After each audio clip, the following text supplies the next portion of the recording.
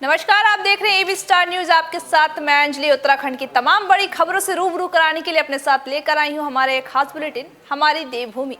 आजादी का अमृत महोत्सव के अंतर्गत वाणिज्य एवं उद्योग मंत्रालय भारत सरकार के तत्वाधान में जिला उद्योग केंद्र ने एक्सपोर्ट्स कॉन्क्लेव का आयोजन किया, जिसमें जनपद उत्तरकाशी से हस्तशिल्प, एग्रीकल्चर उत्पादों और साथ ही सेवा के क्षेत्र में निर्यात की संभावनाओं पर चर्चा की गई। साथ ही संबंधित होल्डर से सुझाव भी आमंत्रित किए गए हैं। वही जनपद के आपको बता दें कि सभी ऊनी वस्त्र और राजमा सेब को निर्यात के लिए प्रोत्साहन हेतु चिन्हित भी किया गया है। वही साथ ही ऐसे होटल्स और पर्यटन के अन्य क्षेत्रों में भी विदेशी सैलानियों को आकर्षित करके विदेशी मुद्रा अर्जित की जा सकती है। साथ ही इस मौके पर महाप्रबंधक उद्योग केंद्र यूके तिवारी ने निर्यात से संबंधित विभिन्न आवश्यक जानकारियां एवं निर्यातकों को मिलने वाले प्रोत्साहन के बारे में भी विस्तार से जानकारी दी है।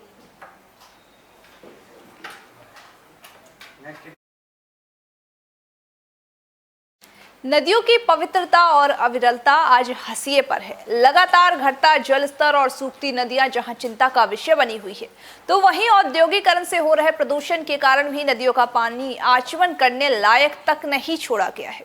तो वही जन समुदाय इस मैली होती हुई नदियों के तमाशे को देखकर मूक दर्शक बनी बैठी है। दूसरी तरफ शासन में बैठे नुमाइंदे नदियों के पुनर्जीवन और उसकी अविरलता की फाइलें भर रहे हैं और नदियों का हाल ये है कि कुछ नदियों का अस्तित्व ही खत्म हो गया है। तो वहीं साथ ही कुछ नदियों का पानी इतना दूषित है कि खेतों में सिंचाई करने योग्य भी नहीं रहा है। तो वहीं उत्तराखंड पर्यावरण संरक्षण एवं प्रदूषण नियंत्रण बोर्ड के सदस्य सचिव ने भाग लेते हुए नदियों के खत्म होते अस्तित्व पर गहरी चिंता भी जताई है। तो अभी हम लोगों ने कोशिश कर रहे हैं, माने वन विभाग ने भी है और जो आपका पंचायती राज विभाग है, ये लोगों ने कोशिश कर रहे हैं जल संरक्षण करने के लिए। इसीलिए हम लोग पहाड़ में चाल खाल बनाना, छोटे छोटे चेक डैम बनाना, उसको बना के ताकि पानी रुक रुक कर आपका ग्राउंड वाटर में जाए और जो ग्राउंड वाटर से फिर वो धीरे धीरे पानी नदियों में रिलीज होता रहे। तीसरी जो प्रॉब्लम हो रहा है वो है कि जो हमारे पास नदी में पानी है वो पानी पॉल्यूटेड होने की संभावना है। पॉल्यूटेड क्यों, कैसे होगा? एक तो हमने उसके अंदर कूड़ा करकट डाल देते हैं, दूसरा हमारा जितना सीवेज। अगली खबर बाजपुर से है। बाजपुर के सरस्वती शिशु मंदिर विद्यालय में विश्व हिंदू परिषद की जिला स्तरीय बैठक आयोजित की गई। बैठक में आगामी कार्यक्रमों पर चर्चा की गई। साथ ही कार्यक्रम को सफल बनाने के लिए पदाधिकारियों को जिम्मेदारी भी दी गई है। तो वहीं बैठक का शुभारंभ सह प्रांत मंत्री धीरेन्द्र शर्मा ने दीप प्रज्वलित कर किया। बैठक के दौरान विश्व हिंदू परिषद के जिला मंत्री यशपाल राजहंस ने कार्यकर्ताओं द्वारा आयोजित किए गए कार्यक्रमों की जानकारी भी दी और साथ ही आगामी कार्यक्रमों के बारे में कार्यकर्ताओं को विस्तार से बताया। इस दौरान यशपाल राजहंस ने बताया कि विश्व हिंदू परिषद ने 13 अक्टूबर को दुर्गा अष्टमी के मौके पर शस्त्र पूजन, 30 अक्टूबर से 2 नवंबर तक रक्तदान, वहीं 11 नवंबर को गौ पूजन सहित अन्य कार्यक्रम भी आयोजित किए जाएंगे। इस दौरान उन्होंने कहा कि उत्तराखंड में मठ मंदिरों व संतों के सेवा सुरक्षा करना विश्व हिंदू परिषद के कार्यकर्ताओं की पहली जिम्मेदारी है। उन्होंने साथ ही कहा कि विभिन्न कार्यक्रमों को कैसे सफल बनाया जाए, इसके लिए बैठक आयोजित की गई है, जिससे कार्यक्रमों की तैयारियां भी की जा सकेंगी। देखिए, साल में 2 बार अपने ऐसी प्रांतीय की बैठकें होती हैं और प्रत्येक माह में अपने ज़िले की बैठकें तय होती हैं। उस पर जो भी हमारे आगामी कार्यक्रम होते हैं, जो हमने कर ली है, उनकी समीक्षा होती है और आगे में जो आगे हम कार्यक्रम करेंगे उनकी चिंता करके उनको कैसे साकार किया जाए इसकी चर्चा करते हैं। अपने जो आगामी कार्यक्रम हैं उनके लिए जिला बैठक रखी गई है। इसके बाद 3 अक्टूबर को अपने तीनों जिलों की, यानी कि नैनीताल, काशीपुर, ऊधम सिंह नगर, ऐसे तीनों जिलों की विभाग की बैठक है, उसकी भी इस पर चर्चा करके उसकी तैयारी में लगे। देखिए, साल में 2 बार अपने ऐसी प्रांतीय की बैठक। अगली खबर रुद्रप्रयाग से है, जहां पर रुद्रप्रयाग में ऐसा लगता है कि प्रधानमंत्री सड़क योजना के तहत काटी जा रही सड़कों में कोई नियम कायदे ही नहीं होते हैं। यह हम इसलिए नहीं कह रहे हैं, आपको बता दें कि हम इसलिए कह रहे हैं क्योंकि रुद्रप्रयाग में PMGSY की शायद ही ऐसी कोई सड़क होगी जो कि विवाद में न हुआ हो, और विवाद होगा भी कैसे नहीं, क्योंकि PMGSY के काबिल इंजीनियरों को सड़क निर्माण के पैमाने तक का पता नहीं है।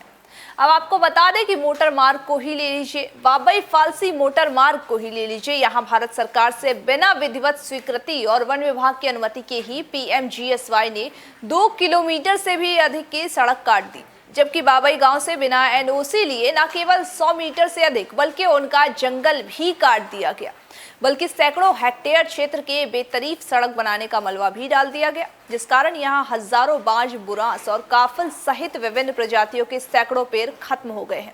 बहरहाल वन विभाग के इस मोटर मार्ग के निर्माण पर फिलहाल रोक लगा दी गई है और साथ ही इसकी जांच भी शुरू कर दी गई है। मेरे से ना तो कोई NOC ले गए, जब हमारे जंगल में मतलब यह है कि करीब 50 मीटर कट चुका था, मैं वहाँ गया, मैंने काम रोका। मैंने दूसरे दिन जो है फलासी के प्रधान सरपंच को बुलाया जंगल में कि तुमने बिना NOC के हमारा जंगल क्यों काटा और किसने तुमको परमिशन दी। तो उन लोगों ने बोला कि भाई गलती हो गई, हम NOC नहीं ले गए। तो इतने में हमारे जंगल करीब 100 मीटर काट चुके थे ये, कुछ इन्होंने रात काटा। तो तब आगे मैंने बोला था कि हमारे जंगल में पत्थर एक भी नहीं पड़ने चाहिए, पत्थर मिट्टी। फिर भी इन्होंने ज़बरदस्ती वहाँ मिट्टी पत्थर गिराए, जिसमें कि हमारे करीब 1000 पेड़ टूट चुके हैं। 1000 के करीब पेड़ टूट चुके, गिनती तो मैंने नहीं किया क्योंकि वहाँ ढलान है बहुत ज़्यादा, जाने के लिए नहीं है। तो इतना हमारा 1000 के करीब बांज का जंगल का नुकसान हुआ हमारा। लेकिन जो आप हमारे अधिकारी भी जाते हैं, हमारे जनप्रतिनिधि जाते हैं, तमाम रोडों पे रोडों की स्थिति एक आपकी सन और आपका बजून रोड बन रहे, ऐसा डामरीकरण उस पर हो रहा है। मैं परसों गया था, तो इस तरीके से कौन यहाँ बोलने वाला है? जब ऊपर से नीचे तक सरकार में ही जब ऐसे लोग बैठे हैं, हमारे अधिकारी ऐसे बैठे हैं, यहाँ ट्रांसफ़र हो जाता है, आज जो है ट्रांसफ़र हो जाता है अधिशासी अभियंता PWD का, और कल वो यहाँ आ जाता है। कैसी सरकार है? अब नहीं आदेश को निरस्त कर देती है सरकार। जो इतनी अनियमितताएं इस जंगल में हुई है, जो हमारा ये एक दर्पण है ये, और इस दर्पण को इस तरह से तोड़ दिया गया है, ये तो सबसे बड़ी दुख की बात है। और सबसे बड़ी दुख की बात ये है कि विकास कार्यों में जंगल को भी कटना है, सब कुछ होना है, विकास तो विकास होता है, परंतु विकास के साथ जब विनाश हो जाता है तो तब दुख होता है। तो इसलिए जो है मेरा सबसे पहले तो विभाग को कहना है कि आप जो हैं, क्या आप इस तरह से देखते नहीं हैं? क्या आपके कोई नियम नहीं है? क्या आपके ठेकेदारों के लिए जो है कोई रूल रेगुलेशन नहीं बनते हैं?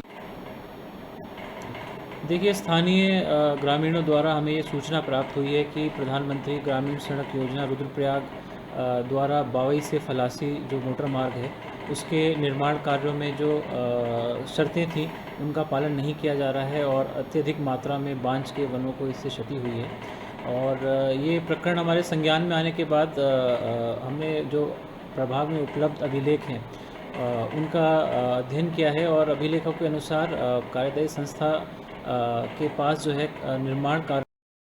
निवर्तमान जिला पंचायत सदस्य व प्रदेश फार्मेसी काउंसिल उत्तराखंड के पूर्व उपाध्यक्ष लक्ष्मण सिंह भंडारी के अथक प्रयासों से तथा साथ ही विवेकानंद नेत्रालय से सौजन्य से उत्तरकाशी जनपद के प्राथमिक स्वास्थ्य केंद्र के बहाखल में आपको बता दें कि स्वास्थ्य केंद्र के निःशुल्क एक शिविर का आयोजन किया गया था।